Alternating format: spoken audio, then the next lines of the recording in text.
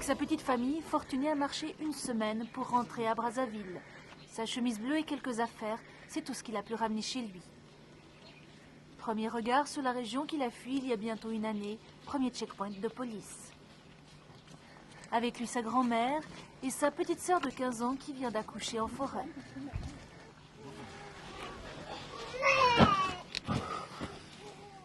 Fortuné fait partie de ceux qu'on appelle ici les retournés, ces 200 000 Congolais qui reviennent peu à peu à Brazzaville après avoir été chassés par la reprise des combats le 18 décembre 1998.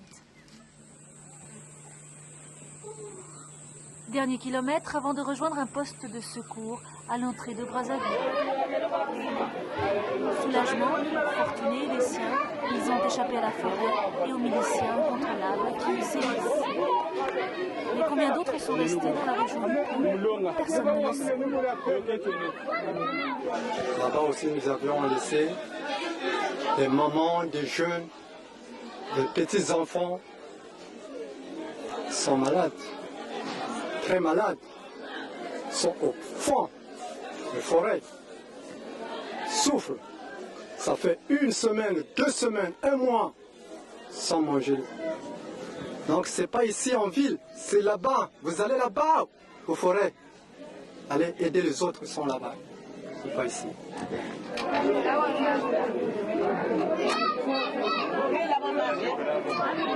Pour l'instant, comme beaucoup d'autres déplacés, Fortuné est amené par camion vers un centre de transit.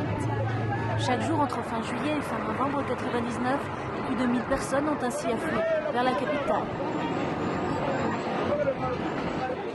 Dans cet ancien complexe sportif, le Comité international de la Croix-Rouge distribue des bons de ravitaillement. Premier tri des réfugiés par la Croix-Rouge locale, ceux qui n'ont pas de logement ou de famille à Brazzaville sont dirigés vers des camps, les autres retournent chez eux. Fortuné et sa famille font partie de cela. Après l'inscription, on enregistre les nouveaux arrivants, un moment de repos.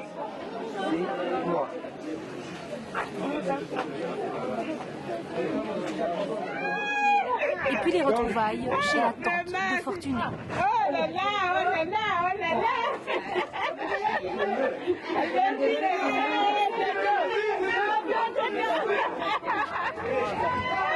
Les questions fusent, l'une d'elles revient en particulier. Brazzaville est-elle devenue plus sûre?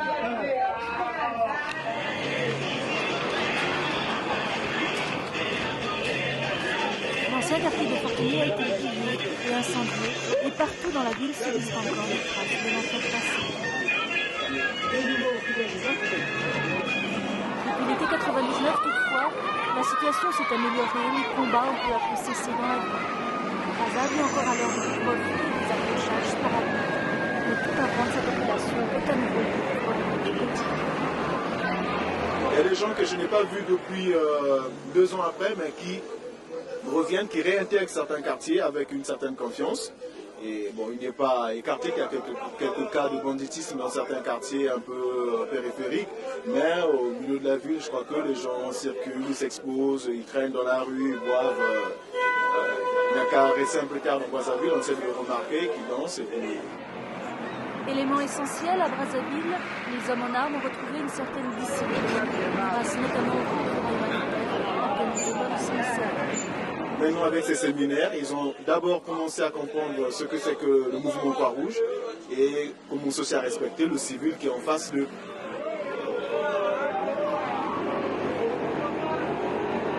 Si vous savez, un jour, vous arrêtez une famille avec les jolies filles, c'est tard le soir, vous êtes fatigués, mais sont quand même les filles jolies. Les filles ne devaient pas être violées. Vous êtes responsable de le protéger. S'il y a des vieillards avec un peu d'argent, vous devrez le protéger. Vous ne pouvez pas, si vous respectez les règles, voler les derniers sous qu'ils ont gardés avec eux, de le prendre l'argent qu'ils ont. Si vous pensez que moi j'exagère, ce n'est pas le cas.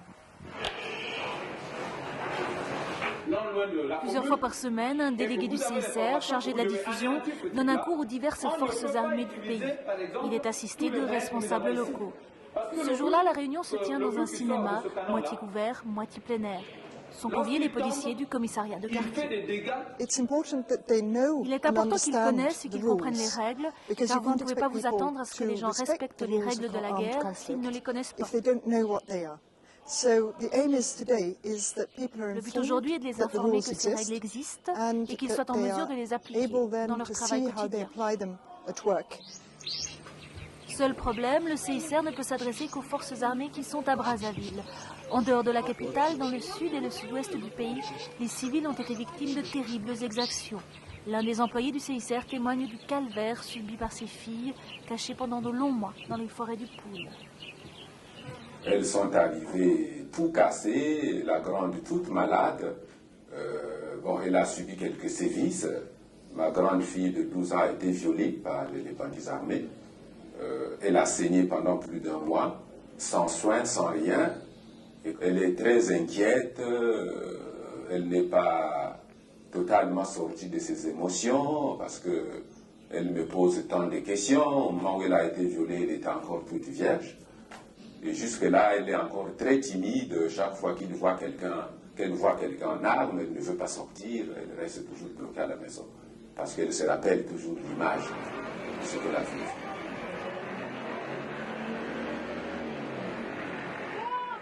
On est là debout dans la rue, c'est bien, on se voit, on se salue, on est plus gentil, mais il faut voir les réalités que nous vivons. Venez chez moi, vous verrez dans quelles conditions les gens dorment. On dort à même le sol, on est à des nattes, des matelas, le matin on se réveille. Bon.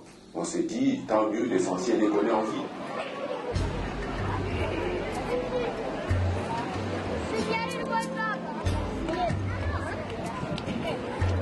L'essentiel, dans ces sites du CICR aussi, c'est une lutte au quotidien. 3 camps, fin 99, pour environ 6000 déplacés.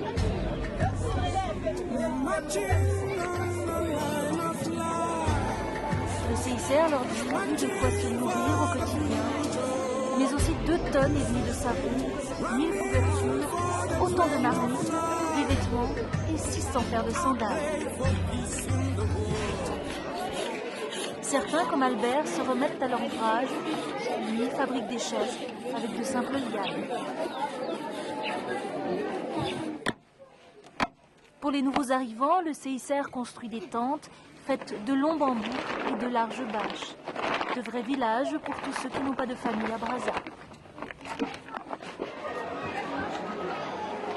Pour aider les plus malnutris, le CICR et plusieurs autres organisations humanitaires ont mis sur pied dès mai 1999 un centre spécialisé.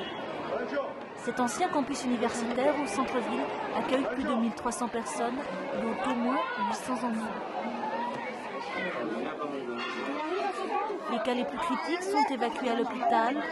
Ici, on gère des programmes alimentaires capables de redonner leur force à ces petits bouts d'hommes.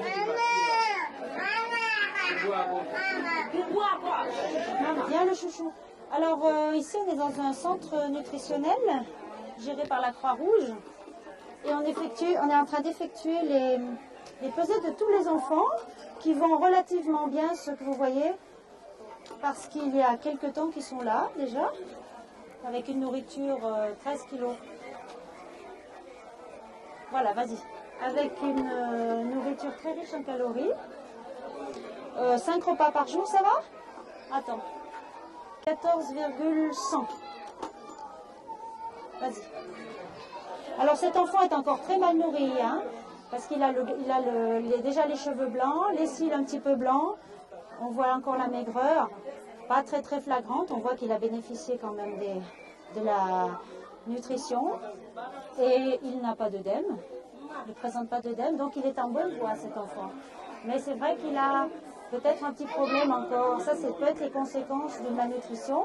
Ça peut aussi être la cause d'une verminose, mais en général, tous les enfants sont traités contre la verminose, mais à revoir. Hein. Donc, il y a un suivi médical quotidien avec ces enfants. Tour d'inspection pour Charlotte, fidèlement assistée par Yvan. Responsable du centre, elle supervise la pesée, la distribution des repas, mais aussi la vie quotidienne dans cet immense camp à ciel ouvert. Voilà. Voilà, donc aujourd'hui, toutes les affaires sont dehors. Ouais. Bonjour, bonjour. Salut, salut. Vous êtes tous mes chouchous, hein? En très peu de temps, l'infirmière française a été adoptée par ces petits pensionnaires. C'est que Charlotte leur donne de l'amour à revendre et pas seulement des bouillies vitaminées.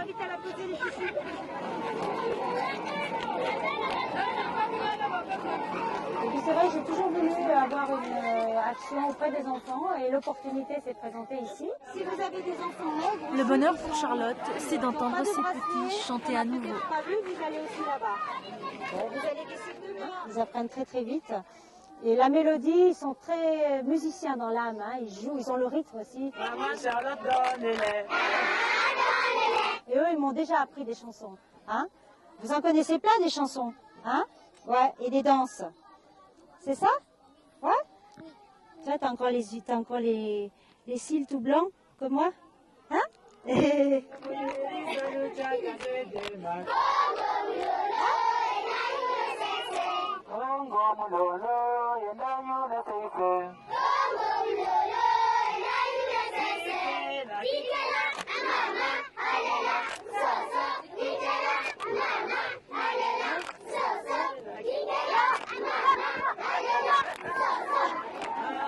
Le bonheur pour Charlotte, enfin, c'est de les voir récupérer leur santé en quelques semaines.